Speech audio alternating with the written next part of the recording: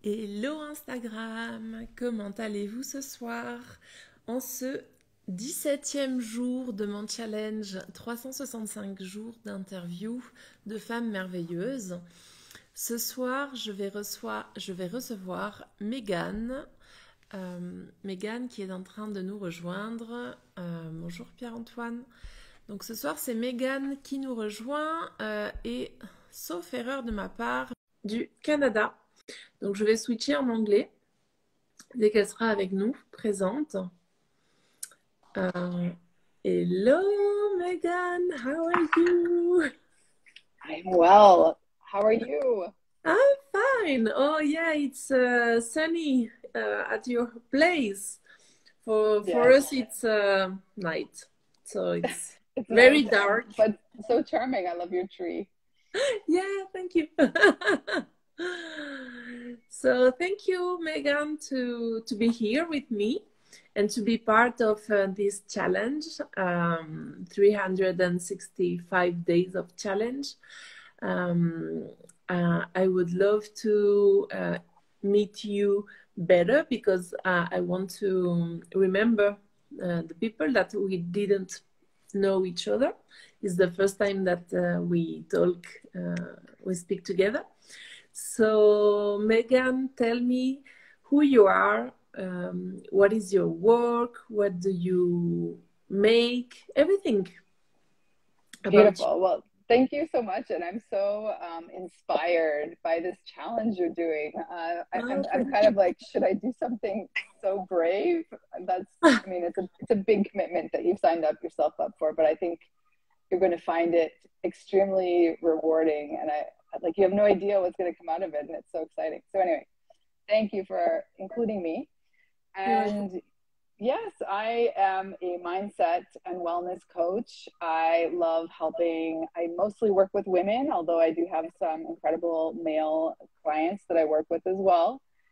I help people optimize their wellness through plant-based nutrition, movement, mindfulness, and mindset practices, so they feel more aligned with who they truly are and comfortable in their own skin, and ultimately they can make more empowered decisions for themselves in their lives.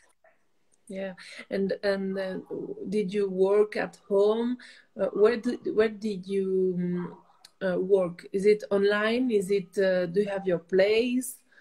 I started coaching 5 years ago, and wasn't until March of 2020, like many people, I moved my business 100% online. Before I had some distant clients, and mostly here physically in the south of Mexico where I live, and now they're 100%. Sorry, are you in Mexico? Yes, so I'm Canadian, but I've been living in Mexico for 12 years. Because I've said before that you were in Canada, but it's a mistake. So you live in Mexico. Okay. Yes, that's why it's like 35 degrees Celsius. And yeah, now I understand. Now I understand why you are with a little shirt. Yeah, it's hot. And not with a jacket. And, okay, so you are not in Canada, you are in Mexico. All right. So you were telling me that you move 100 of your business online. Mm-hmm. Okay. And my plan for 2020 was always to do that. That was my plan. But when the pandemic hit, I accelerated my plan. Yeah. But I always had the dream of working with a more global clientele, with people from all over the world, and making my business global. Yeah. And did you make this work all your life, or is it a second job, or how you say it in English, une reconversion? Like I converted, yeah. So yeah. I have worn many hats in my life, but since living in Mexico, I used to own a yoga studio and teach only yoga. Okay. And that was my business for 5 years. And then I always knew that that wasn't enough for me. I wanted something bigger, but related. So I began to study. I got certified first as a health coach, then as a plant-based chef, then as a expert in detoxification. Okay. And I still always integrate all of my knowledge as a yoga teacher. I've been teaching yoga for 15 years and meditation and breath work. So it all like pulls in together. And that's one of the reasons that I love what I do. I get to use all of my experience and knowledge and help other women find the inspiration and the motivation that maybe they couldn't otherwise find for themselves. What how can I ask you in English? What make you this inspiration to help women? Is it something that happened in your life, or did you have always this feeling that you wanted to help the woman? Yeah, well, it's been very organic. So when I left Toronto when I was 30, so 12 years ago, at that time I was working in the non-for-profit. You know, I worked for human rights organizations. I worked for a think tank that specialized in genocide prevention. So I was working for these big organizations that fought for human rights. And I found it very depressing, and I found it very deflating. And I found much more joy in helping people in yoga, like finding connection, helping people on a one-on-one basis really find greater joy or connection in their own lives, and extrapolating that out. So I taught yoga for many years. And then when I became a mother, it was a big shift in my life too. So there's lots of things I can mention there, but basically, I felt extremely tired. I felt like just not myself anymore. And it wasn't until I worked with a health coach myself that I had different answers. And then I really wanted to help other women. Often I work with moms, but not always. Just to know that there are answers out there, and that sometimes we maybe feel like whatever the new normal is has to be the same way, that there's not another way. And I like to help women find a new passion. Oftentimes when we start taking better care of ourselves, it brings new clarity, and it enables us to realize, no, I had like way bigger dreams when I was a little girl, or I feel really limited in this career and I want a different one, or this relationship hasn't been serving me for a long time and I'm scared to get out of it, but I also know like something is calling me to make these big changes. And I feel like I've always followed my intuition, like back when I was 30 and quit my job and sold all my things and moved to a different country that no one understood. Like it didn't really make sense. And I didn't even really know what I was looking for, but I just knew that there was something more. Wow. So you move to Mexico following your intuition. Is that Yeah. true? Well, I don't know if you know the book by Elizabeth Gilbert called Eat, Pray, Love. It was very popular when I was 30. There's a movie with Julia Roberts that's also decent, but nothing like the book. And it inspired me. Like I always wanted to travel the world. I lived in Belgium when I was younger. So I have lived in other countries before. So it wasn't like that out of the box for me, but I knew at 30, I didn't at that time, like my relationship with the current boyfriend wasn't working. I couldn't shift the career. And I just felt like this is the perfect time to go figure out like what traveling the world might look like, or what else might be out there. Because, you know, as soon as you start settling down or, you know, getting married or having children, these like big life changes just seem a lot harder. So that's why I knew like it was kind of now or never for me at 30 to do something crazy. Yeah. Okay. And nowadays, how does it work? If someone wants to work with you, do you have some platform in internet? How do you work? Is it a group or one-on-one? Tell us how can we work with you today? Sure. Well, I work mostly with one-on-one clients. I do have a Okay. group program that I call Align and Shine, and it usually runs once or twice a year. I will not run it again until next summer, Okay. where it is, the benefits of a very intimate community of women that are interested in having these conversations and working to evolve themselves and really be inspired by other women, the sort of the synergy of the group. But mostly I work one-on-one. I also work with corporations. I do presentations on how to infuse more wellness into the company culture. And I'm currently building some other programs for small corporations. But that's mostly how you can work with me, starting one-on-one. And yeah, I'm actually offering at the moment, I have 8 more spots that I'm offering until January for people that want to work on a mini transformation. So I'm offering a mini intensive for free. I have a few already signed up. I'm offering 10, and so when they're gone, they're gone. But yeah, so people who might be interested in anything I've had to say today and want to have a conversation, because always with coaching, it's like dating. There has to be some chemistry there. There has to be That's true. it's almost like an interview, the first conversation. And at the same time, I'm usually able to help people connect the dots in different ways that they haven't maybe thought of before, and give them some new perspective. And from there, they can decide whether they want to work with me further. But there's always a mini transformation in a 30-minute conversation. Wow.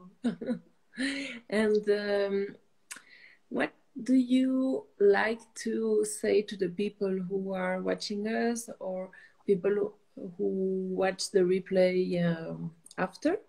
What do you want to tell to them?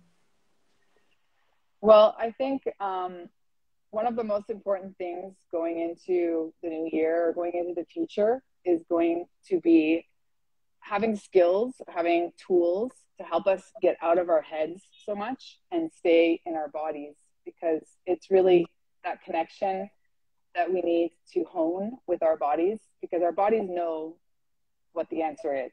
Our bodies know what we should be doing, or what's our higher calling, or the best way to act in a given situation. Like if you're in tune with whether it be your chakras, or you're in tune with your breathing, or you're in tune with where you feel the emotions in your body, all these things can be very informative and really act as a buffer against the inevitable burnout that we're all sort of facing with the age of information overload. So there are sort of top-down tools like meditation that help you control or direct your attention.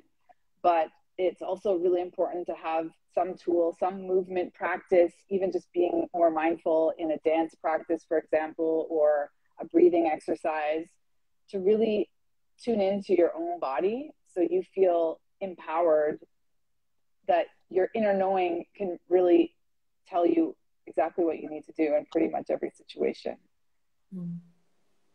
Okay. And as the live is almost finished, I like to ask the woman who I interview, who are the persons or the people who inspire you the most, which inspire you maybe to be the woman you are today?